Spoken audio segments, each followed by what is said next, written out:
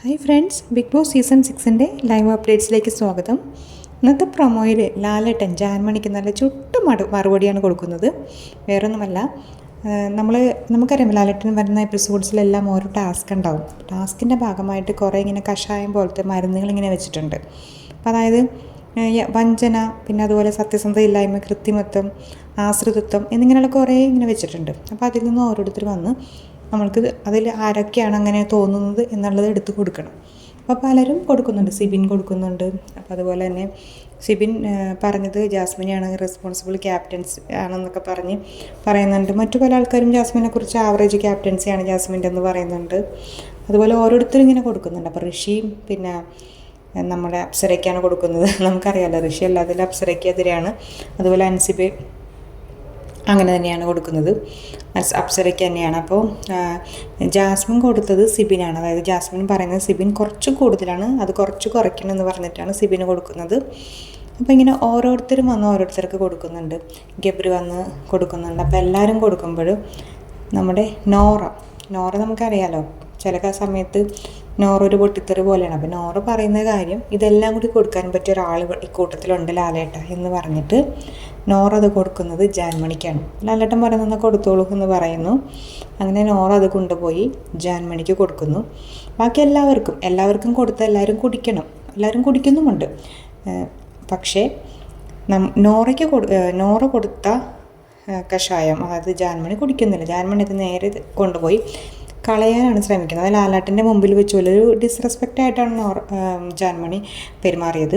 നോറ കൊടുത്തത് ജാൻമണി കുടിക്കാതെ തന്നെ കളയാൻ ശ്രമിക്കുകയാണ്. പക്ഷേ ലാലേട്ടൻ അതിന് സമ്മതിക്കുന്നില്ല. ലാലേട്ടൻ പറയുന്നത് നിങ്ങൾക്ക് മാത്രമായിട്ട് ഇവിടെ യാതൊരുവിധ പ്രത്യേകതകളുമില്ല, ബാക്കി എല്ലാവർക്കും കുടിക്കാമെങ്കിൽ പിന്നെ നിങ്ങൾക്ക് എന്തുകൊണ്ട് കുടിച്ചാൽ ബുദ്ധിമുട്ട് എന്താണ് എന്ന് ചോദിക്കുന്നുണ്ട്. ലാലേട്ടൻ സമ്മതിക്കുന്നില്ല.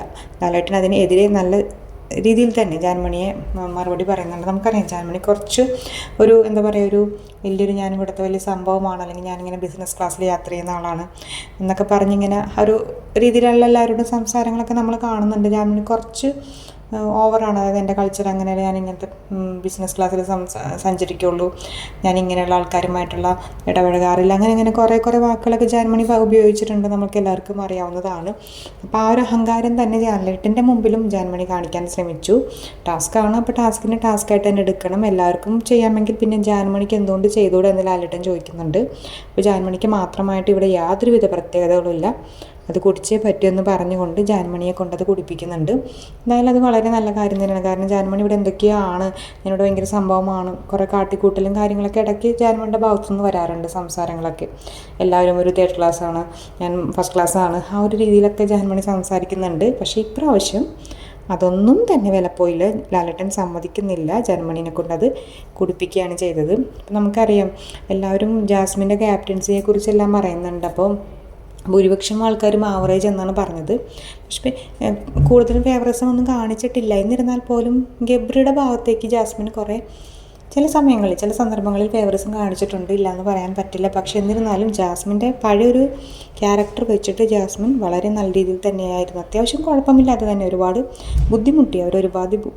ബുദ്ധിമുട്ടിയിട്ടാണ് ഈ ഒരു ക്യാപ്റ്റൻസി അവർ മുന്നോട്ട് കൊണ്ടുപോയത്. പക്ഷേ ഇടയ്ക്കിടയ്ക്ക് ഗബ്രിയെ കാണുമ്പോൾ ഒരു മനസ്സ് മാറി ഗബ്രിക്ക് വേണ്ടി ഫേവറിസം ചെയ്ത് ആ ഒരു പ്രശ്നം മാത്രമേ ഉണ്ടായുള്ളൂ എന്നുള്ളതൊഴിച്ചാൽ ബാക്കിയെല്ലാം ഓക്കെയാണ്.